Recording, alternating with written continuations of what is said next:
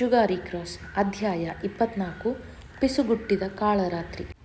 ಕುಮರಿ ಸ್ಟೇಷನ್ನಿನಲ್ಲಿ ಸುರೇಶ ಇಳಿದು ಹೋಟೆಲ್ಲಿನ ಹುಡುಗನಿಗೆ ರೈಲುಗಾಡಿಗೆ ತಟ್ಟೆ ಇಡ್ಲಿ ಕಾಫಿ ಕೊಟ್ಟು ಬರಲು ಹೇಳಿದಾಗ ಅವನ ಮನಸ್ಸು ಅಸ್ತವ್ಯಸ್ತಗೊಂಡಂತೆ ತೊಳಲಾಡುತ್ತಿತ್ತು. ರೈಲುಗಾಡಿಯಲ್ಲಿ ಸಂಭವಿಸುತ್ತಿರುವ ಘಟನೆಗಳು ಕೂಡ ರಹಸ್ಯಮಯವಾಗಿ ಬೆಳಗಿನಿಂದ ನಡೆದ ಘಟನೆಗಳ ಹಾದಿಯಲ್ಲೇ ಇರುವಂತೆ ತೋರತೊಡಗಿತ್ತು.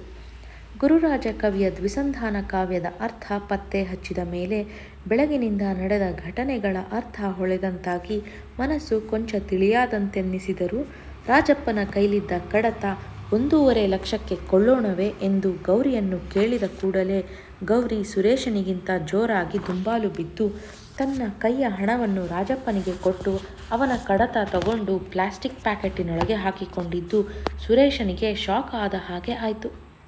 ದುಡ್ಡನ್ನು ಧೂಳಾಧೂಳಿ ಮಾಡುವುದರಲ್ಲಿ ಹುಚ್ಚು ಕಲ್ಪನೆಗಳ ಬೆನ್ನು ಹತ್ತಿ ದುಡ್ಡು ಹುಡಿಮಾಡಿರುವುದರಲ್ಲಿ ತನಗಿಂತ ಯಾವ ರೀತಿಯಲ್ಲೂ ಅವಳು ಕಡಿಮೆ ಇಲ್ಲವೆಂದು ಚೆನ್ನಾಗಿ ಗೊತ್ತಿದ್ದರೂ ರಾಜಪ್ಪ ಅವಾಕ್ಕಾಗುವಂತೆ ದುಡ್ಡನ್ನು ಅವನ ಕೈಗಿತ್ತು ಅವನ ಚೀಲದೊಳಗಿಂದ ಕಡತ ತೆಗೆದು ಅನಾಮತ್ ಪ್ಯಾಕೆಟ್ಟಿಗೆ ಹಾಕಿಕೊಳ್ಳುತ್ತಾಳೆಂದು ಸುರೇಶ ಭಾವಿಸಿರಲಿಲ್ಲ. ರಾಜಪ್ಪನಂತೂ ಇವರಿಬ್ಬರೂ ಮೊದಲೇ ಮಾತಾಡಿಕೊಂಡು ಪೂರ್ವಯೋಜಿತ ನಾಟಕ ಆಡಿದರೋ ಏನೋ ಎಂದು ಅನುಮಾನಕ್ಕೆ ಸಿಕ್ಕಿಹಾಕಿಕೊಂಡ. ರಾಜಪ್ಪ ಗೌರಿಗೆ ಖಂಡಿತ ಇದು ಹುಚ್ಚಾಟ, ಹೀಗೆ ಮಾಡಬೇಡಿ ಎಂದು ಎಷ್ಟು ಹೇಳಿದರೂ ಗೌರಿ ಅವನ ಮಾತನ್ನು ಸರಿಯಾಗಿ ಕಿವಿಗೂ ಹಾಕಿಕೊಳ್ಳದೆ ದುಡ್ಡು ಸರಿಯಾಗಿದೆಯೇ ಎಣಿಸಿಕೊಳ್ಳಿ, ನಮ್ಮ ಹಣ ಹಾಳು ಮಾಡಿದೆವಲ್ಲ ಎಂದು ನಾವೇ ಯೋಚಿಸುತ್ತಿಲ್ಲ, ಇನ್ನು ನಿಮಗೆ ಯಾಕ್ರಿ ಚಿಂತೆ ಎಂದು ಉಪೇಕ್ಷೆಯಿಂದ ಹೇಳಿದವಳೆ ಪ್ಲಾಸ್ಟಿಕ್ ಪ್ಯಾಕೆಟನ್ನು ತುರಿಯೋ ಮಣೆ ಪಕ್ಕ ಇಟ್ಟು ನಿದ್ದೆ ಮಾಡಲು ಶುರು ಮಾಡಿದಳು. ರಾಜಪ್ಪ ಸುರೇಶನ ಕಡೆಗೆ ತಿರುಗಿ, ಸುರೇಶ, ನೀನು ಹೇಳಿದ್ದು ಕರೆಕ್ಟ್ ಕಣಯ್ಯ, ನಿನ್ನ ಹುಚ್ಚಾಟಗಳನ್ನೆಲ್ಲ ನೋಡೇ ಮೆಚ್ಚಿ ಮದುವೆಯಾಗಿರೋದು ಅಂತ ನೀನು ಹೇಳಿದ್ದು ನಿಜ. ಇಷ್ಟೊಂದು ಅನುರೂಪವಾದ ಜೋಡಿಗೆ ಬುದ್ಧಿವಾದ ಹೇಳೋದು ಪ್ರಯೋಜನವಿಲ್ಲ ಬಿಡು. ಆದರೆ ಮಾತ್ರ ಈ ದುಡ್ಡು ಎಷ್ಟು ದಿನ ನನ್ನ ಕೈಲಿ ಇರುತ್ತೆ ಅನ್ನೋದು ನಿಂಗೆ ಗೊತ್ತಲ್ಲ. ಮನಸ್ಸು ಬದಲಾಯಿಸಿ ವಾಪಸ್ ತಗೊಳ್ಳೋದಿದ್ದರೆ ನಿನಗೆ ಅಂಬಳದವರೆಗೂ ಟೈಮ್ ಕೊಟ್ಟಿದ್ದೀನಿ ನೋಡು ಎಂದು ಎಚ್ಚರಿಸುವವನಂತೆ ಹೇಳಿದ. ಎಣಿಸಿ ನೋಡಿಕೊಳ್ಳಯ್ಯ, ಸರಿಯಾಗಿದೆಯಾ ಅಂತ. ವಾಪಸ್ ಕೇಳಿದಾಗ ಕಡಿಮೆ ಇದ್ದರೆ ಏನು ಮಾಡ್ತೀಯಾ ಎಂದು ಅವನ ಎಚ್ಚರಿಕೆಯನ್ನು ನಿರ್ಲಕ್ಷಿಸಿ ಸುರೇಶ ಹಾಸ್ಯ ಮಾಡಿದ. ಇರಲಿ ಬಿಡೋ, ಎಂತಿದ್ದರೂ ಜಾಕ್ಪಾಟ್ ಹೊಡೆದಾಗ ಹಡಿಬಿಟ್ಟಿ ಸಿಕ್ಕಿರೋ ದುಡ್ಡಲ್ಲವಾ, 100 200 1000 ಹೆಚ್ಚು ಕಮ್ಮಿ ಇದ್ದರೆ ನಾನು ಕಳೆದುಕೊಳ್ಳೋದೇನು ಎಂದು ರಾಜಪ್ಪ ನಕ್ಕ. ನಮಗೆ ಸಿಕ್ಕಿದ್ದು ಒಂದು ರೀತಿಯಲ್ಲಿ ಹಾಗೆ ಅಂತ ಹೇಳಿದರೂ ನಡೆಯುತ್ತೆ ತಗೋ ಎಂದು ಅನಾಸಕ್ತನಂತೆ ಸುರೇಶ ಉದ್ಗರಿಸಿದ. ಅವನ ಮಾತು ಕೇಳಿ ಅಚ್ಚರಿಗೊಂಡ ರಾಜಪ್ಪ, ಏನಯ್ಯ ಹಿಂಗೆ ಹೇಳ್ತಿ, 1.5 ಲಕ್ಷ ಕೈಯಲ್ಲಿ ಹಿಡ್ಕೊಂಡು ನೀವು ಓಡಾಡ್ತಿರೋದು ನೋಡಿಯೇ ನನಗೆ ಆಶ್ಚರ್ಯ ಆಯಿತು. ಅದೇನು ದುಡಿದ ದುಡ್ಡೋ ಅಥವಾ ಲಾಟ್ರಿ ಗಿಟ್ರಿ ಸಿಕ್ಕಿದ ದುಡ್ಡೋ ಮಾರಾಯ ಎಂದು ಕೇಳಿದ. ಸುರೇಶ ರಾಜಪ್ಪನ ಕಡೆ ತಿರುಗಿ, ಆ ಕಥೆನೆಲ್ಲ ಈಗ ಹೇಳೋದಕ್ಕೆ ನನಗೆ ಪುರ್ಸೊತ್ತಿಲ್ಲ. ಅದು ದುಡಿದ ದುಡ್ಡೇ, ಕದ್ದುಕೊಂಡು ಬಂದ ದುಡ್ಡಲ್ಲವೋ, ಏಲಕ್ಕಿ ಮಾರಿ ತಂದಿದ್ದು. ಹೆದರ್ಕೋಬೇಡ, ಇಟ್ಕೋ, ಮಿಕ್ಕಿದ್ದೆಲ್ಲ ನಿಧಾನಕ್ಕೆ ಹೇಳ್ತೇನೆ ಎಂದ.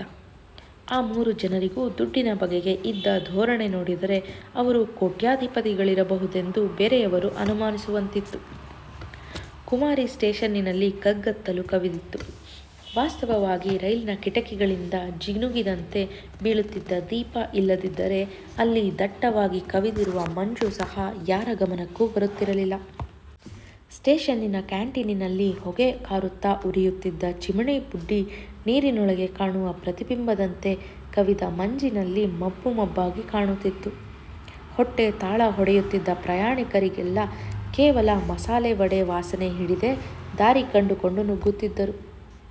ಹೋಟೆಲಿನ ಭಟ್ಟ ನುಗ್ಗಾಡುವವರಿಗೆ, ತಾಳ್ರಿ ತಾಳ್ರಿ, ಯಾಕೆ ಹಾಗೆ ನುಗ್ಗಾಡ್ತೀರಾ, ಇಂಜಿನ್ ಡ್ರೈವರ್ ಊಟಕ್ಕೆ ಇನ್ನೂ ಬಂದೇ ಇಲ್ಲ, ಏನು ರೈಲು ಅಷ್ಟರಲ್ಲಿ ಹೊರಟು ಹೋಗುತ್ತಾ ಎಂದು ದಬಾಯಿಸುತ್ತಿದ್ದ. ಸುರೇಶ ತನ್ನ ತಟ್ಟೆಯ 2 ಇಡ್ಲಿಗಳನ್ನು ಖಾಲಿ ಮಾಡಿ ತಟ್ಟೆ ವಾಪಸ್ ಇಟ್ಟು ಕಾಫಿ ಲೋಟ ಹಿಡಿದು ದೂರ ಬಂದು ಕಾಫಿ ಲೋಟದ ಬಿಸಿಯನ್ನು ಕೈ ಮೂಲಕ ಅನುಭವಿಸುತ್ತಾ ನಿಂತ. ಮಳೆ ಎಂದಿನಂತೆಯೇ ಧೂಳಿನಂತೆ ಬೀಳುತ್ತಾ ಇದ್ದುದು ಅವನ ಗಮನಕ್ಕೆ ಬಂದೂ ಬರದಂತಿತ್ತು.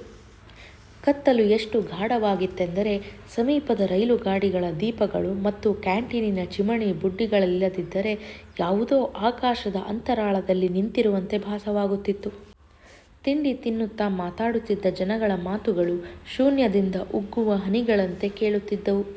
ಸುರೇಶ ಅದೃಶ್ಯ ಮನುಷ್ಯನಂತೆ ನಿಂತುಕೊಂಡು ಆಕಾಶವಾಣಿಯ ನಾಟಕ ಕೇಳುವವನಂತೆ ಆ ಮುಖರಹಿತ ಮಾತುಗಳನ್ನು ಕೇಳುತ್ತಿದ್ದ. ಇದ್ದಕ್ಕಿದ್ದಂತೆ ಕತ್ತಲು ಅವನ ಮೈ ರೋಮವೆಲ್ಲ ನೆಟ್ಟಗಾಗುವಂತೆ ಅವನ ಕಿವಿಯಲ್ಲಿ ಪಿಸುಗುಟ್ಟಿತು. ಅದು ಸರಿ, ಆದರೆ ನಿನ್ನ ಚೂರಿ ಹಾಕಿ ಬಾ ಅಂತ ಹೇಳಿದವರು ಯಾರು? ಮತ್ತೇನು ಮಾಡ್ತೀಯಾ ಬಾಸ್? ಏನು ಮಾಡಿದ್ರೂ ಬಾಯಿ ಬಿಡಲಿಲ್ಲವಲ್ಲ. ಆದರೆ ಅವನ ಮೈ ಮುಟ್ಟಿದ್ದು ಸರಿಯಲ್ಲ. ಅವನ ಮರ್ಜಿ ನೋಡಿದರೆ ಅವನದು ಒಂದು ಗ್ಯಾಂಗ್ ಇರಬೇಕು. ಅದಕ್ಕೆ ಮತ್ತೆ ಅವನಿಗೆ ಡಿನ್ನರ್ ಕೊಟ್ಟಿದ್ದು. ಏನು ತರ್ಕೋತಾನೋ ಈ ಶೇಷಪ್ಪ, ನೋಡೋಣ ತಗೋ. ನಮ್ಮ ಆದ್ಮಿ ಬಸ್ ತಪ್ಪಿಸಿ ರೈಲು ಹಿಡಿದಿದ್ದು ನೋಡಿದರೆ ಆ ಸೂಳೆ ಮಗ ಏನೋ ಹೇಳ್ಕೊಟ್ಟಿರಬೇಕು.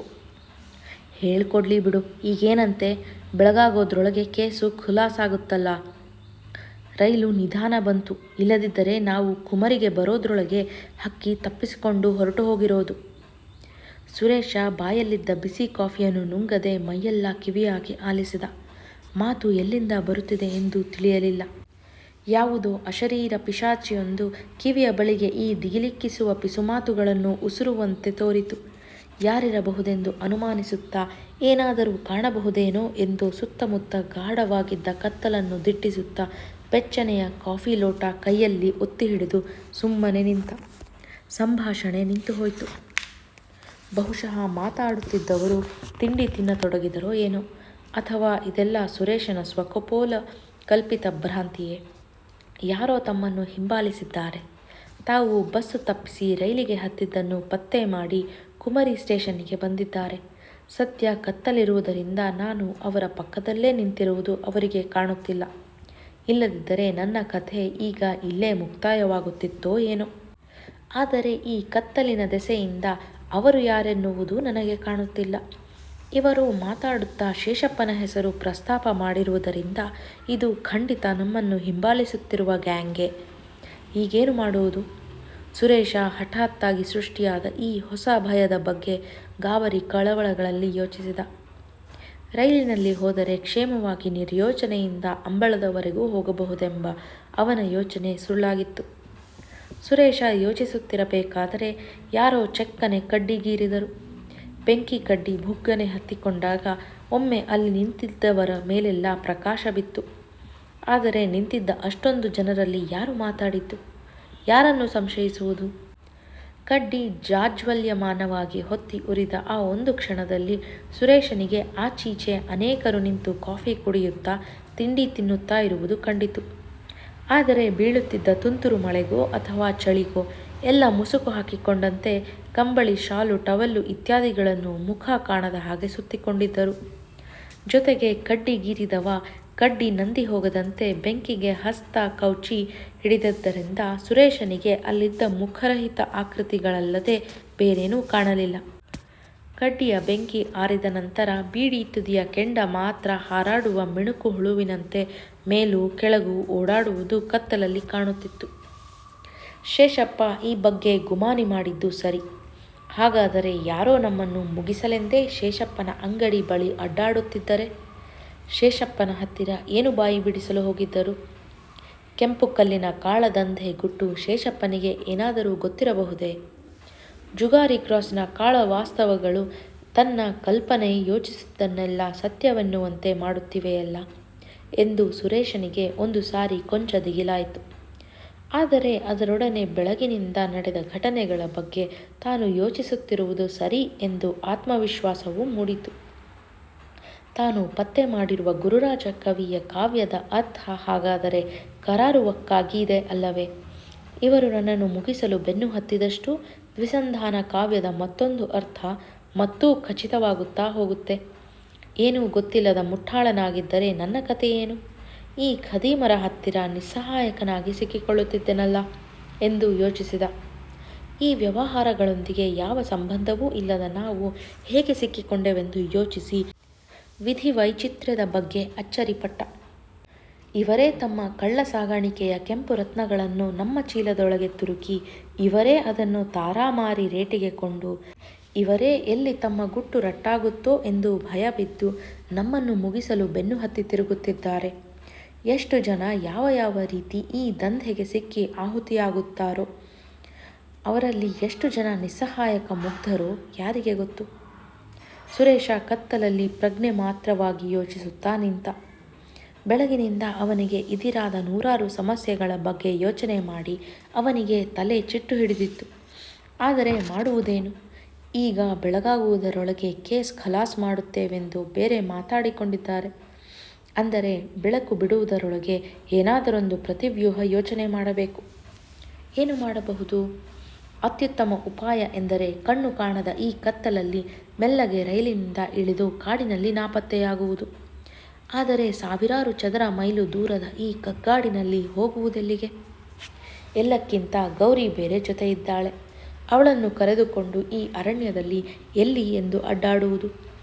ನೋಡೋಣ, ಮುಂದೆಲ್ಲಾದರೂ ಈ ಖದೀಮರಿಗೆ ಕೈಕೊಟ್ಟು ಚಳ್ಳೆಹಣ್ಣು ತಿನ್ನಿಸಲು ಸಾಧ್ಯವೇ ಎಂದು ಯೋಚಿಸುತ್ತಿರಬೇಕಾದರೆ ರೈಲು ಹೊರಡುತ್ತದೆ ಎಂದು ಪ್ರಯಾಣಿಕರಿಗೆ ಎಚ್ಚರಿಕೆ ಕೊಡಲೆಂದೋ ಏನೋ ಒಮ್ಮೆ ಡ್ರೈವರ್ ಗಟ್ಟಿಯಾಗಿ ಎಂಜಿನನ್ನು ಕೂಗಿಸಿದ. ಪ್ರಯಾಣಿಕರೆಲ್ಲ ಗಡಿಬಿಡಿಯಿಂದ ತಟ್ಟೆ ಲೋಟ ಒಯ್ದಿಟ್ಟು ಹಿಂತಿರುಗತೊಡಗಿದರು. ಸುರೇಶ ಬಿಲ್ಲೆಷ್ಟೆಂದು ಕೇಳಿದಾಗ ಗಾಡಿಯಲ್ಲಿದ್ದವರೇ ಕೊಟ್ಟಿದ್ದಾರೆಂದು ಭಟ್ಟ ಹೇಳಿದ್ದರಿಂದ ಲಘುಬಗೆಯಿಂದ ಬಂದು ಗಾಡಿ ಹತ್ತಿದ. ಸುರೇಶ ಗಾಡಿ ಹತ್ತುವುದಕ್ಕೂ ರೈಲಿನ ದೀಪಗಳು ಆರಿ ಹೋಗುವುದಕ್ಕೂ ಸರಿಹೋಯ್ತು. ಏನ್ರೀ, ಮಳೆಯಲ್ಲಿ ಯಾಕೆ ನಿಂತುಕೊಂಡು ಕಾಫಿ ಕುಡಿತಿದ್ರಿ? ಬಟ್ಟೆ ಎಲ್ಲ ಒದ್ದೆಯಾದ ಹಾಗೆ ಕಾಣ್ತಿದೆಯಲ್ರಿ ಎಂದು ಗೌರಿ ಆಕ್ಷೇಪಿಸಿದಳು. ಇದು ಬೇರೆ ಗೋಳು. ಏನು ಇಂಜಿನ್ನಿನ ಬ್ಯಾಟ್ರಿ ಡೌನ್ ಆಗಿ ಹೋಯ್ತೋ ಏನೋ. ಬಸ್ಸು ಸ್ಟಾರ್ಟ್ ಮಾಡಿದ ಹಾಗೆ ನಿಮ್ಮೂರು ರೈಲನ್ನು ತಳ್ಳಿ ಸ್ಟಾರ್ಟ್ ಮಾಡಬೇಕಂತ ಕಾಣ್ತದೆ ಎಂದು ರಾಜಪ್ಪ ರೈಲಿನ ದೀಪಗಳು ಆರಿ ಹೋದದಕ್ಕೆ ಗೊಣಗಿದ. ಅಷ್ಟರಲ್ಲಿ ಹಲವಾರು ಜನ ಗಾಡಿ ಹತ್ತಿಕೊಳ್ಳುತ್ತಿದ್ದಂತೆ ಕಂಡಿತು. ಕಣ್ಣು ಕಾಣದೆ ಕುಳಿತಿದ್ದವರಿಗೆಲ್ಲ ಡಿಕ್ಕಿ ಹೊಡೆಯುತ್ತಾ ತಮ್ಮ ಗಾಡಿಯೊಳಗಿದ್ದ ಪರಿಚಿತರ ಹೆಸರನ್ನು ಕರೆಯುತ್ತಾ ತಾವು ಇಳಿದ ಗಾಡಿಯೇ ಇದು ಎಂದು ಗುರುತಿಸಲು ಹಲವರು ಪ್ರಯತ್ನಿಸುತ್ತಿದ್ದರು. ಯಾರೋ ಸದ್ಯಕ್ಕೆ ಕೂತ್ಕೊಳ್ರಿ, ಮತ್ತೆ ಮುಂದಿನ ಸ್ಟೇಷನಿನಲ್ಲಿ ನಮ್ಮ ಭೋಗಿಗೆ ನಾವು ಹತ್ತಿಕೊಂಡ್ರಾಯ್ತು ಎಂದು ಗಡಿಬಿಡಿಯಲ್ಲಿರುವವರಿಗೆ ಸಮಾಧಾನ ಹೇಳುತ್ತಿದ್ದರು. ರೈಲು ಹೊರಟರೂ ಗಾಡಿಗಳಿಗೆ ದೀಪ ಬರಲಿಲ್ಲ. ಎಲ್ಲೋ ಲೂಸ್ ಕಾಂಟ್ಯಾಕ್ಟ್ ಇರಬೇಕು. ಒಂದೆರಡು ಸಾರಿ ಮಿಂಚು ಬಂದ ಹಾಗೆ ದೀಪ ಮಿಂಚಿ ಮತ್ತೆ ಆರಿಹೋಯ್ತು. ದೀಪ ಕ್ಷಣಕಾಲ ಬಂದು ಹೋದಾಗ ಅತ್ತಿತ್ತ ನೋಡಿದ ಸುರೇಶನಿಗೆ ಕೆಲವರು ಕಂಬಳಿ ಹೊದ್ದವರು, ಕೆಲವರು ಪೇಟಗಳಂತೆ ತಲೆಗೆ ಟವಲ್ ಸುತ್ತಿಕೊಂಡವರು ತಮ್ಮೆದುರಿಗೇ ಕುಳಿತಿದ್ದು ಕಾಣಿಸಿತು. ಗೌರಿ ಸುರೇಶನ ಪಕ್ಕ ನಿರಾತಂಕವಾಗಿ ನಿದ್ದೆ ಮಾಡುತ್ತಿದ್ದಳು. ರಾಜಪ್ಪನು ನಿದ್ದೆ ಮಾಡಲು ಪ್ರಯತ್ನಿಸುತ್ತಿದ್ದನೋ ಏನೋ, ಏಕೆಂದರೆ ಅವನ ಒಟಗುಟ್ಟುವಿಕೆ ಸಂಪೂರ್ಣ ನಿಂತಿತ್ತು. ಸುರೇಶ ಸುಮ್ಮನೆ ಕಣ್ಣು ಬಿಟ್ಟುಕೊಂಡು ಯೋಚನೆ ಮಾಡುತ್ತಾ ಕುಳಿತ. ಈವರೆಗೂ ಗುರುರಾಜ ಕವಿಯ ಕಾವ್ಯದ ಬಗ್ಗೆ ಚಿಂತಿಸುತ್ತಿದ್ದ ಅವನಿಗೆ ಹೊಸ ಬೆಳವಣಿಗೆಯಿಂದ ತಮ್ಮನ್ನು ಹಿಂಬಾಲಿಸುತ್ತಿರುವ ಕೊಲೆಗಡುಕರು ಯಾರಿರಬಹುದು? ಈ ಗಡಿಬಿಡಿಯಲ್ಲಿ ಅವರು ನಮ್ಮ ಗಾಡಿಗೆ ಹತ್ತಿಕೊಂಡರೋ ಎಂದು ಚಿಂತೆಯಾಯಿತು. ಆದರೆ ಕಗ್ಗತ್ತಲು. ಈ ಕಗ್ಗತ್ತಲಲ್ಲಿ ಯಾರು ಯಾರನ್ನು ಎಂದು ಕೊಲ್ಲುತ್ತಾರೆ? ಬೆಳಕು ಹರಿಯುವವರೆಗೂ ರೈಲು ಹೀಗೆ ಕತ್ತಲಲ್ಲಿ ಮುಂದುವರಿದರೆ ಜೀವಕ್ಕೆ ಅಪಾಯವಿಲ್ಲ ಎಂದು ಅಂದುಕೊಂಡು ಧೈರ್ಯದಿಂದಿರಲು ಪ್ರಯತ್ನಿಸಿದ. ಆದರೂ ಅವನ ಕಳವಳ ಹೆಚ್ಚುತ್ತಾ ಹೋಯಿತು. ಕತ್ತಲಲ್ಲಿ ಮುಂದುವರಿಯುತ್ತಿದ್ದ ರೈಲು ಒದ್ದೆ ಕಂಬಿಗಳು ಜಾರುತ್ತಿದ್ದರಿಂದಲೋ ಏನೋ ಆಗಾಗ ಜುಗು ಉಸಿರು ಬಿಡುತ್ತಾ ಎಳೆಯಲಾರದೆ ಗಲಾಟೆ ಮಾಡುತ್ತಿತ್ತು. ಎಲ್ಲಕ್ಕಿಂತ ಕಿಲೋಮೀಟರ್ ಉದ್ದದ ತೂಗು ಸೇತುವೆಯ ಮೇಲೆ ಎಂಜಿನ್ ಮುಂದಕ್ಕೆಳೆಯುತ್ತಿದ್ದರೂ ಗಾಡಿಗಳ ತೂಕ ನಿಧಾನವಾಗಿ ಎಂಜಿನನ್ನು ಸೇತುವೆಯ ನಡುಭಾಗಕ್ಕೆ ಎಳೆದು ನಿಲ್ಲಿಸಿಬಿಟ್ಟಿತು. ಎಂಜಿನ್ ಡ್ರೈವರು 4-6 ಸಾರಿ ರೈಲನ್ನು ಹಿಂದಕ್ಕೆ ಒಯ್ದು ಮತ್ತೆ ದೂರದಿಂದ ಗಾಡಿಗಳನ್ನು ಎಳೆತಂದು ಸೇತುವೆ ದಾಟಿಸಲು ಹಲವು ಬಾರಿ ಪ್ರಯತ್ನಿಸಿ ಕೊನೆಗೊಮ್ಮೆ ಸಫಲನಾದ. ನಿಜಕ್ಕೂ ರೈಲಿನ ಒಳಗೂ ಹೊರಗೂ ಕವಿದಿದ್ದ ಕತ್ತಲೆಯೇ ಗಾಡಿಯೊಳಗಿನ ಪ್ರಯಾಣಿಕರಿಗೆ ಶ್ರೀರಕ್ಷೆಯಾಗಿತ್ತು. ತಲೆ ತಿರುಗುವಷ್ಟು ಆಳವಾದ ಆ ಕಮರಿಯ ಮೇಲೆ ರೈಲು ಜಾರುತ್ತಾ ತೂಗು ಸೇತುವೆಯಲ್ಲಿ ಹಿಂದಕ್ಕೂ ಮುಂದಕ್ಕೂ ಜಗ್ಗಾಡುವುದನ್ನು ಬೆಳಗಿನ ಹೊತ್ತೇನಾದರೂ ಪ್ರಯಾಣಿಕರು ನೋಡಿದ್ದರೆ ಅರ್ಧ ಜನ ಮೂರ್ಛೆ ಹೋಗುತ್ತಿದ್ದರು. ಸುರೇಶನ ಕಣ್ಣಿಗೇನೂ ಕಾಣದಿದ್ದರೂ ಆಳದಲ್ಲಿ ಭೋರ್ಗರೆಯುತ್ತಾ ಹರಿಯುವ ನದಿಯ ಸದ್ದಿನಿಂದಲೇ ಎಲ್ಲವನ್ನು ಊಹಿಸಿದ. ಅಷ್ಟರಲ್ಲಿ ಗಾಡಿಯೊಳಗೆ ಯಾರೋ ಬೀಡಿ ಹತ್ತಿಸಿಕೊಳ್ಳಲು ಮತ್ತೆ ಕಡ್ಡಿಗೀರಿದರು. ಸುರೇಶನಿಗೆ ಅಂಥ ಏನೂ ಕುತೂಹಲವಿಲ್ಲದಿದ್ದರೂ ಕತ್ತಲಲ್ಲಿ ಕಾಣುವ ಬೆಳಕಾದುದರಿಂದ ಅತ್ತ ಕಡೆ ನೋಡುತ್ತಿದ್ದ. ಕಡ್ಡಿಗೀರಿದವ ಬೀಡಿ ಹತ್ತಿಸಿಕೊಳ್ಳಲು ಬೆಂಕಿಯನ್ನು ಮುಖದ ಹತ್ತಿರ ಒಯ್ದಾಗ ಅವನ ಮುಖ ಸುರೇಶನಿಗೆ ಚೆನ್ನಾಗಿ ಕಾಣಿಸಿತು. ಅದಕ್ಕಿಂತ ಮುಖ್ಯವಾಗಿ ಅವನು ಕುತ್ತಿಗೆಗೆ ಸುತ್ತಿಕೊಂಡಿದ್ದ ಕೆಂಪು ಮಫ್ಲರಿನ ಒಂದು ಭಾಗ ಕಂಬಳಿಯ ಸಂದಿಯಿಂದ ಸ್ಪಷ್ಟವಾಗಿ ಕಾಣಿಸಿತು. ಶೇಷಪ್ಪ ತೋರಿಸಿದ ತಂತಿ ಕಂಬಕ್ಕೆ ವಾಲಿ ನಿಂತಿದ್ದ ವ್ಯಕ್ತಿ ಇವನೇ ಎನ್ನುವುದರಲ್ಲಿ ಸುರೇಶನಿಗೆ ಹೆಚ್ಚಿನ ಅನುಮಾನವೇನೂ ಉಳಿಯಲಿಲ್ಲ. ಜುಗಾರಿ ಕ್ರಾಸ್. ಅಧ್ಯಾಯ 25. ಕತ್ತಲಿಗೆ ಜಿಗಿತ. ರೈಲು ಕಾಳರಾತ್ರಿಯ ಹೆಬ್ಬಂಡೆಯಡಿ ಮೆಲ್ಲನೆ ತೆವಳುತ್ತಿತ್ತು. ಬಿರುಮಲೆ ಪರ್ವತದ ಅಡಿ ಕೊರೆದಿರುವ 4 ಕಿಲೋಮೀಟರು ಸುರಂಗವನ್ನು ಒಮ್ಮೆ ದಾಟಿಬಿಟ್ಟರೆ ಆಮೇಲೆ ಅಲ್ಲಿಂದ ಸುಮಾರು 100 ಮೈಲಿಯ ಕಡಲ ತೀರದವರೆಗೂ ಇಳಿಜಾರೇ ಇದೆ. ಆ 100 ಮೈಲುಗಳನ್ನು ರೈಲು 4000 ಅಡಿ ಎತ್ತರದಿಂದ ಸಮುದ್ರ ಮಟ್ಟದವರೆಗೂ ಇಳಿಯುವುದರಿಂದ ಅದಕ್ಕೆ ಎಂಜಿನಿನ ಅಗತ್ಯವೇ ಇರಲಿಲ್ಲ. ಒಮ್ಮೆ ಅತ್ತಣಿಂದ ಬರುತ್ತಿದ್ದ ರೈಲಿನ ಕೊನೆಯ 2 ಗಾಡಿಗಳು ಅಂಬಳದ ಹತ್ತಿರ ಹೇಗೋ ಕೊಂಡಿ ಕಳಚಿಕೊಂಡು ಒಳಗೆ ಮಲಗಿದ್ದ ಪ್ರಯಾಣಿಕರು ಬೆಳಗ್ಗೆ ಎದ್ದಾಗ ಹೊರಟಲ್ಲೇ ಇದ್ದುದನ್ನು ನೋಡಿ ಕಂಗಾಲಾಗಿದ್ದರು. ರಾತ್ರಿಯಾದ್ದರಿಂದ ಮತ್ತು ಹೋಗಿ ಬರುವ ರೈಲುಗಳು ಯಾವೂ ಇಲ್ಲದಿದ್ದರಿಂದ ಆ ಗಾಡಿಗಳ ಪ್ರಯಾಣಿಕರಿಗೆ ಪ್ರಾಣಾಪಾಯವೇನೂ ಸಂಭವಿಸಿರಲಿಲ್ಲ. ಆದರೆ ಸದ್ಯಕ್ಕಂತೂ ಬಿರುಮಲೆ ಪರ್ವತದ ಸುರಂಗದವರೆಗೆ ಹೋಗುವುದೇ ಈ ರೈಲಿಗೆ ಪ್ರಯಾಸಕರವಾಗಿತ್ತು.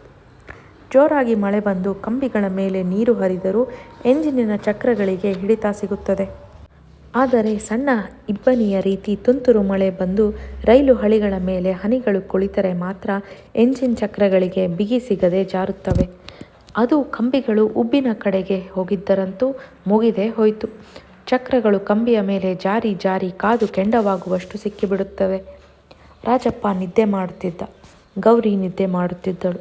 ಸುರೇಶ ಒಬ್ಬನೇ ಕಣ್ಣು ಬಿಟ್ಟುಕೊಂಡು ರೆಪ್ಪೆ ಮಿಟುಕಿಸುತ್ತಾ ಯೋಚನೆ ಮಾಡುತ್ತಿದ್ದ. ಇದ್ದಕ್ಕಿದ್ದ ಹಾಗೆ ಸುರೇಶನಿಗೆ ಭಯವಾಯಿತು. ಯಾರೋ ತನ್ನ ಪಕ್ಕದಲ್ಲೇ ತೀರಾ ಸಮೀಪದಲ್ಲಿ ನಿಂತಿದ್ದಾರೆ ಎನ್ನಿಸಿತು.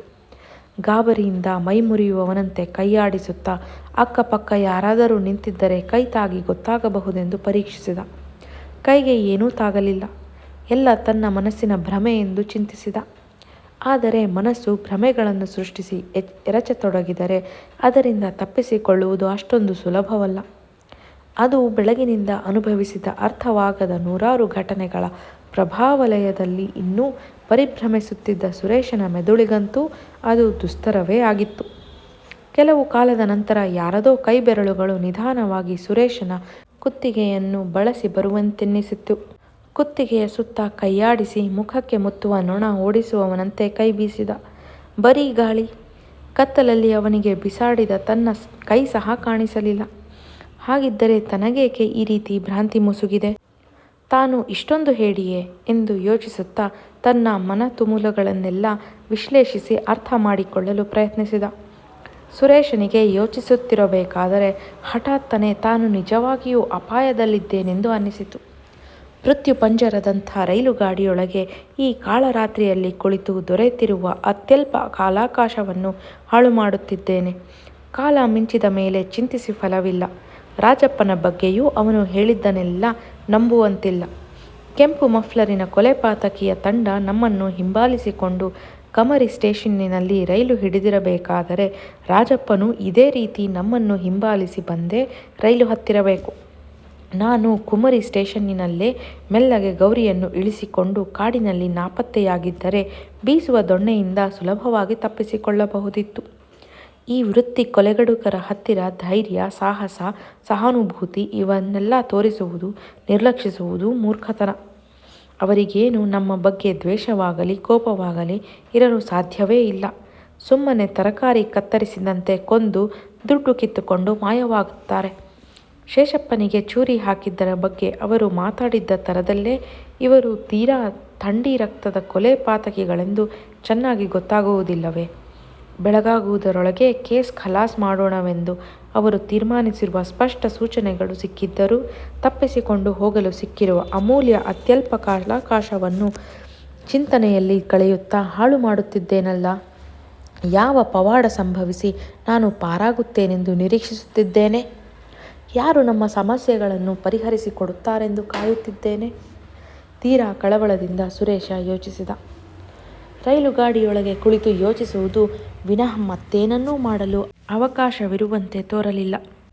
ವಿಧಿಯ ರೀತಿ ಸಾವು ಅವನ ಬೆಂಬತ್ತಿರುವಂತೆ ತೋರಿತು. ತಾನಿನ್ನೂ ಎಚ್ಚರವಾಗೇ ಇದ್ದೇನೆಂದು ತೋರಿಸಿಕೊಳ್ಳಲು ಗಟ್ಟಿಯಾಗಿ ಕೆಮ್ಮಿ ಕ್ಯಾಕರಿಸಿ ಕಿಟಕಿಯಿಂದಾಚೆಗೆ ಉಗಿದ. ಏನ್ರಿ, ಮಳೆಯಲ್ಲಿನೆಂದು ಕೆಮ್ಮು ಶುರುವಾಗಿರೋ ಹಾಗೆ ಕಾಣುತ್ತೆ ಎಂದು ಗೌರಿ ಪಕ್ಕದಿಂದ ಕೇಳಿದಳು. ಗೌರಿ ಸಹ ಎಚ್ಚರವಾಗಿರುವುದು ನೋಡಿ ಸುರೇಶನಿಗೆ ಇದ್ದಕ್ಕಿದ್ದ ಹಾಗೆ ಏನೋ ಒಂದು ರೀತಿ ಸಮಾಧಾನವಾಗತೊಡಗಿತು. ತಾನು ವಿಶ್ಲೇಷಿಸಿ ತಿಳಿದ ರಹಸ್ಯಗಳನ್ನೆಲ್ಲ ಯಾರಿಗೂ ಹೇಳಲಾರದೆ ತನ್ನೊಳಗೆ ಇಟ್ಟುಕೊಂಡು ಮಾನಸಿಕವಾಗಿ ಎಲ್ಲರಿಂದ ಪ್ರತ್ಯೇಕವಾಗುತ್ತಾ ಅಪರಿಚಿತನಾಗುತ್ತಾ ದೂರವಾಗುತ್ತಿದ್ದ ಅವನಿಗೆ ಆ ಕತ್ತಲಲ್ಲಿ ಗೌರಿ ಪಕ್ಕದಿಂದ ಮಾತಾಡಿದ್ದು ವಿಚಿತ್ರವಾದ ನೆಮ್ಮದಿಯನ್ನು ತಂದಿತು. ಗೌರಿ, ನಾವು ಈಗ ಇಲ್ಲಿಂದ ಪಾರಾಗಬೇಕು ಕಣೆ. ಯಾಕೆ, ಏನು, ಎಲ್ಲ ಈಗ ಕೇಳಬೇಡ ಎಂದು ಸುರೇಶ ರೈಲಿನ ಸದ್ದಿನೊಳಗೆ ಮಿಳಿತವಾಗುವಂತೆ ಅತಿ ಕ್ಷೀಣ ದನಿಯಲ್ಲಿ ಗೌರಿ ಕಿವಿಯಲ್ಲಿ ಉಸುರಿದ. ಹೇಗ್ರಿ, ರೈಲೊಳಗೆ ಕೂತಿದ್ದೀವಲ್ಲ ಎಂದು ಗೌರಿ ಪುಸುಗುಟ್ಟಿದಳು. ಹೇಗಾದರೂ ಸರಿ, ಮೊದಲು ರೈಲಿನಿಂದ ಪಾರಾಗಬೇಕು. ಬಾಗಿಲು ತೆಗೆದು ಆಚೆಗೆ ಹಾರಿಬಿಡೋಣವಾ?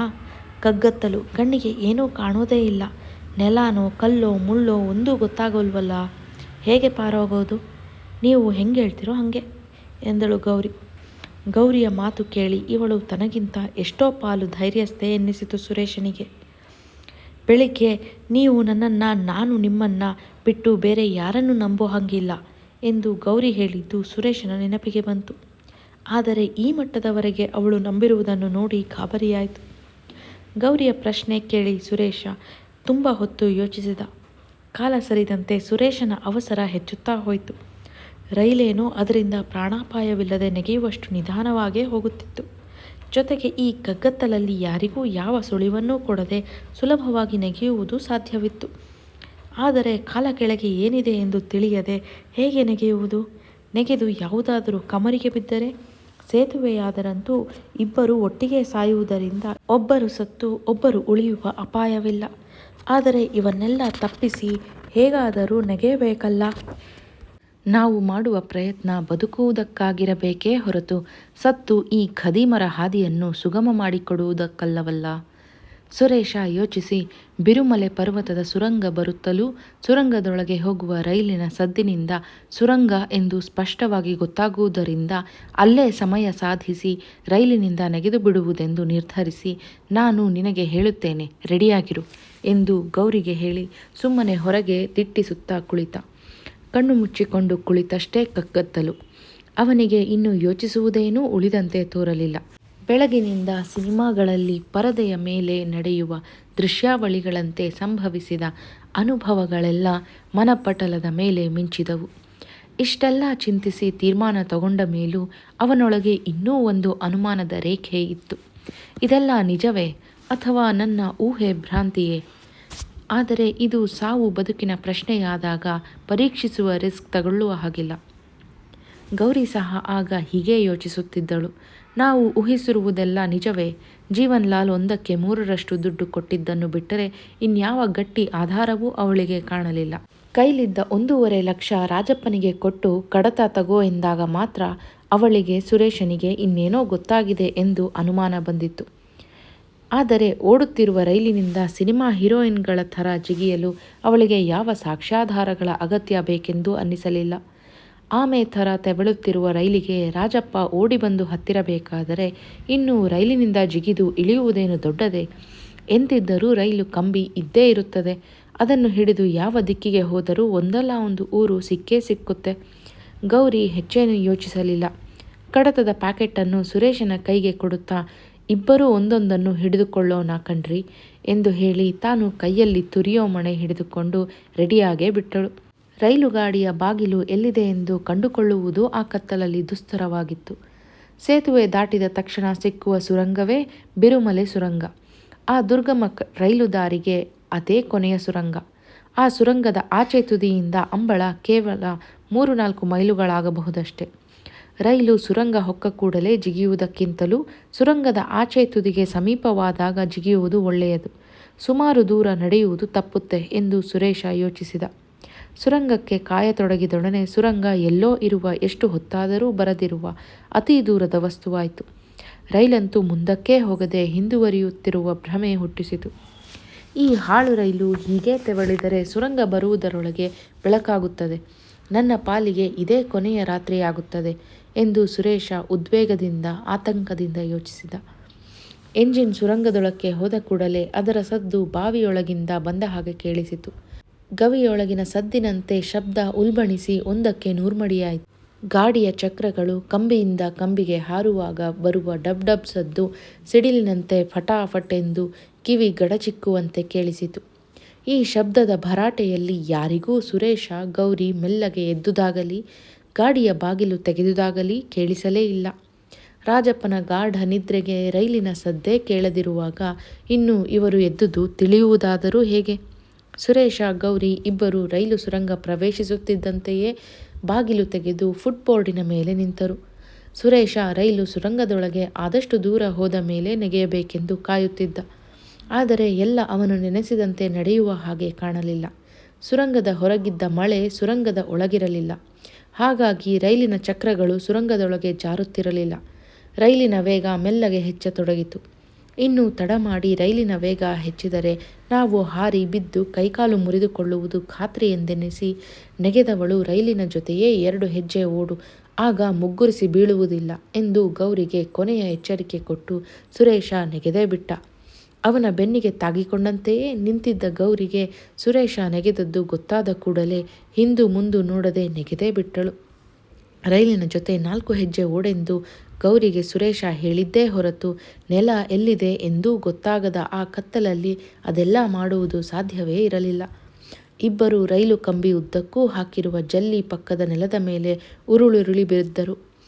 ಸುರಂಗದೊಳಗಿಂದ ಜಿನುಗು ಇಳಿಯುವ ನೀರಿಗೆ ದಾರಿ ಮಾಡಿ ಪಕ್ಕದಲ್ಲಿ ತೋಡಿದ್ದ ಚಿಕ್ಕ ಕಾಲುವೆಗಳ ಚರಂಡಿಯ ಕೆಸರು ಮೈಕೈಯೆಲ್ಲ ಆಯಿತು. ಮಂಡಿ ತೊಡೆಗಳಿಗೆಲ್ಲ ಮೂಗೇಟುಗಳು, ತರಚು ಗಾಯಗಳು ಆದುವು. ರೈಲಿನ ಕೊನೆಯ ಗಾಡಿ ಹೋಗುವವರೆಗೂ ಇಬ್ಬರೂ ಬಿದ್ದಲ್ಲಿಂದ ಏಳಲೇ ಇಲ್ಲ. ರೈಲು ನಿರ್ಗಮಿಸಿದ ಅನಂತರ ಮೆಲ್ಲಗೆ ಎದ್ದರು. ಗವಿಯಂಥ ಸುರಂಗದೊಳಗೆ ಕಗ್ಗತ್ತಲು.